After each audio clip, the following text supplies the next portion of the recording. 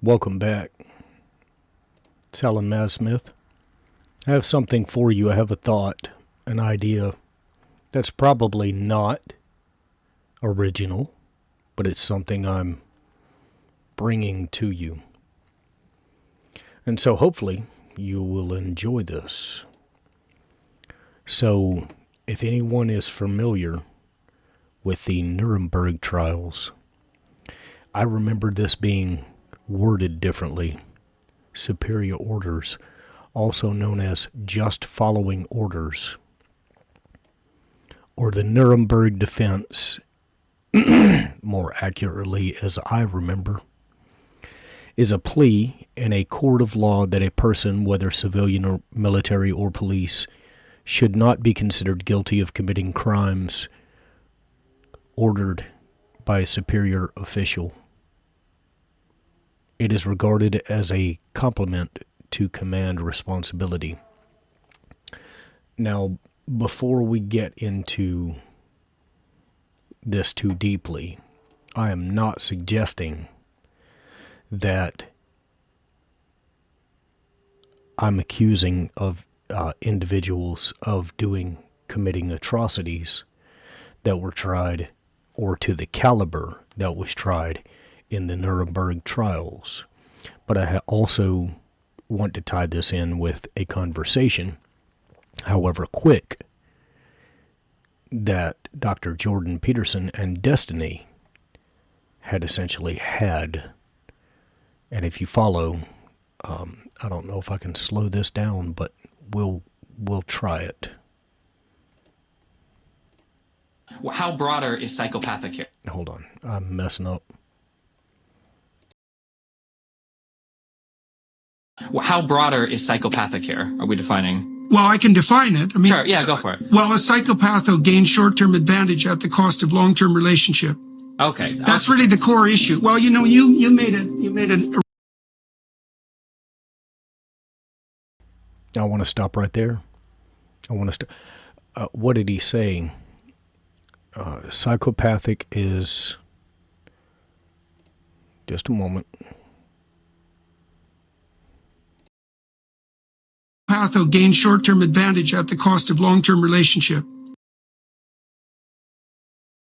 Okay, psychopath will gain short-term advantage at the cost of long-term relationship. Okay. Considering that, I have an idea, a belief in my head that may or may not be accurate. It may or may not be true. But when I go into a place of employment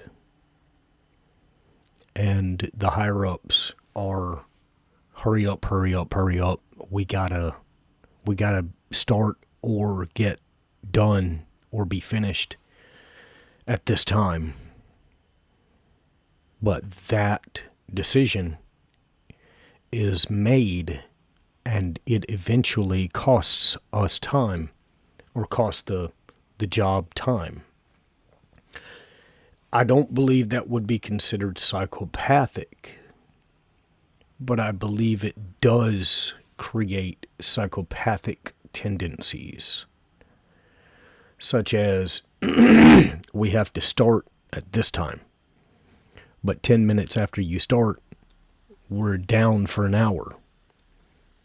Well, we started at that certain time, and we fulfilled our obligation to our superiors. We followed our orders.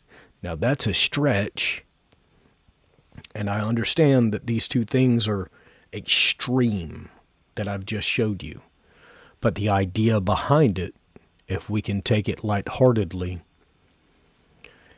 is that we're so hell-bent today in professional life that we have to be so rigid to a schedule that we're costing ourselves time. And that's something I want to focus on. And so, as we consider what it looks like that we are rigid to the point of we have to follow these orders and give ourselves no leniency in our producing anything of value, what happens is that the individuals who are in charge of us are also being so rigid in that timeline.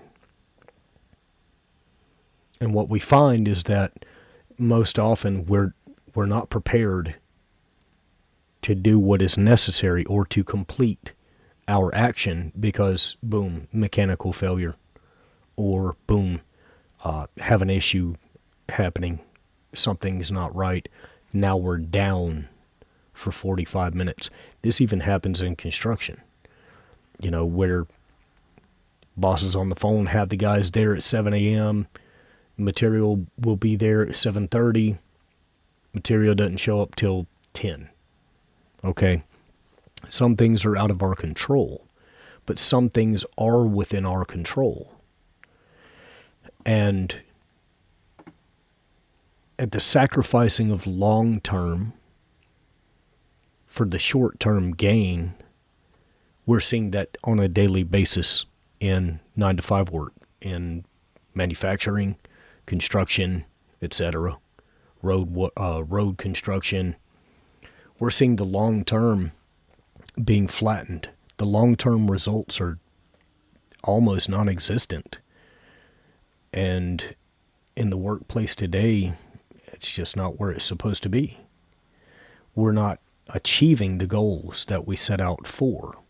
And as a result, it's not the CEOs or the managers or the administration that is suffering. It is the employees at the level who are charged directly with doing the task that are inadvertently and not deliberately punished, saying that, okay, well, you now have to spend your time from your weekends, or your vacation is now canceled.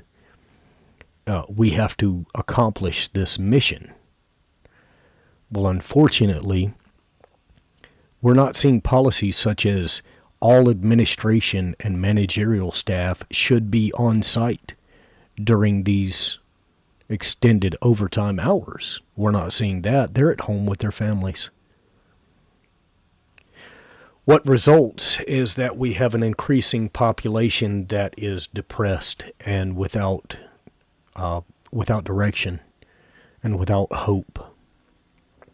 And we're seeing more and more individuals who are, as I've shown already on YouTube, quitting 9-to-5s. They're quitting their office jobs. They're quitting their corporate jobs, because in reality, the corporate jobs are, they're, how did Dr. Jordan Peterson put it? We can play it. Short-term gains versus long-term relationships. Whereas I've been in my job for a year, less than a year. I've been battling homelessness and poverty for 10. Job to job to job. Now that can be, we can say that I bear some responsibility in that. We'll accept that. But you can't tell me that for an entire decade, someone cannot find an occupation that they enjoy and love working with that can't hold one down. Perhaps I'm delusional. We'll digress. But as we consider that, I'm pretty sure I'm not the only one, because there are thousands of YouTube videos coming out right now stating that people have quit their jobs. There are thousands of tech employees who have now been laid off. Probably have been saying, hey, this is going to be a future issue. I have to ask, is there some level of psychopathy in corporate America today? Especially when I encounter a lot of people who have started working in the trucking industry or have started using Uber as a staple in their career? I must ask. And unfortunately, when asking these questions, and you please forgive me, but as asking, in an effort to ask this question, you must understand that you are asking people who are listening to this all day long, watching funny videos.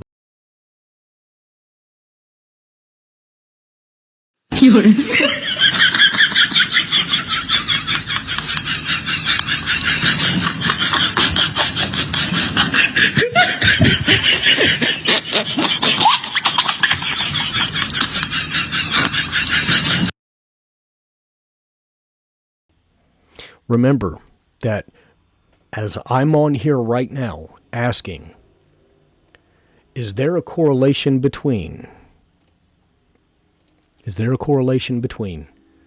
these Nuremberg defense, I was just doing my job from management, and how psychopaths really manipulate you? Is there a correlation between that and corporate America and managerial and administrative staff as it directly relates to your life? I would say yes. I would say yes. And the reason I would say yes is because your leadership is not listening to your concerns as it relates to your actual performances on job, on the site. Not you personally, but the entire team's performance is lacking, and you have a great solution, and their response is to ignore your solution and continue forward with the bottom line, forcing management to come down on you even harder, where you pay the consequences of their terrible decisions, where they're sacrificing long-term relationships for short-term gains. I would say there is a direct correlation between psychopathy and management just doing their jobs and this TikTok laughing sound.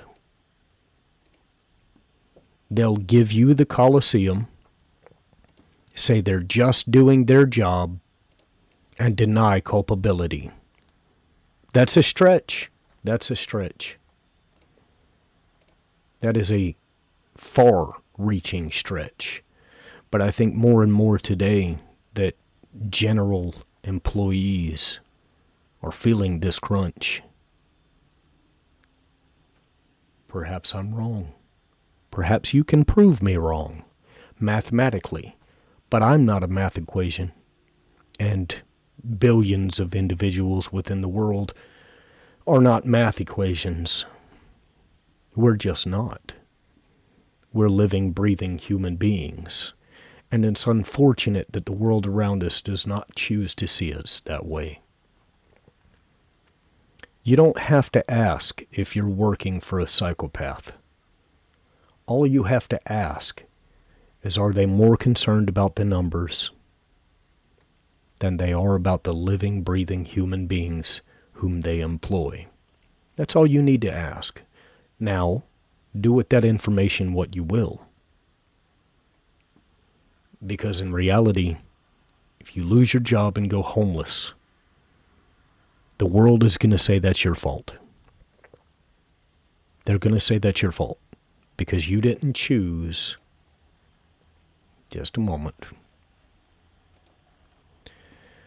You didn't choose to just follow orders. You didn't choose to just do what we told you to.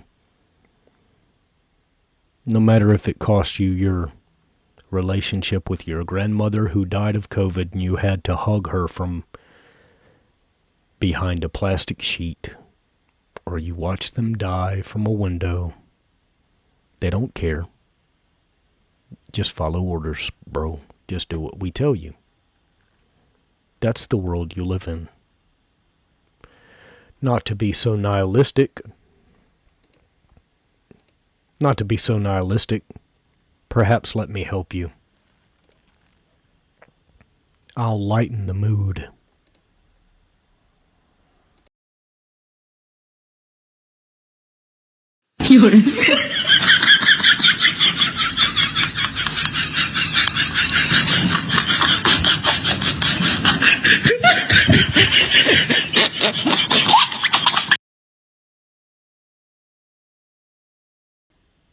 I hope you feel better after having heard that, because I know I certainly do.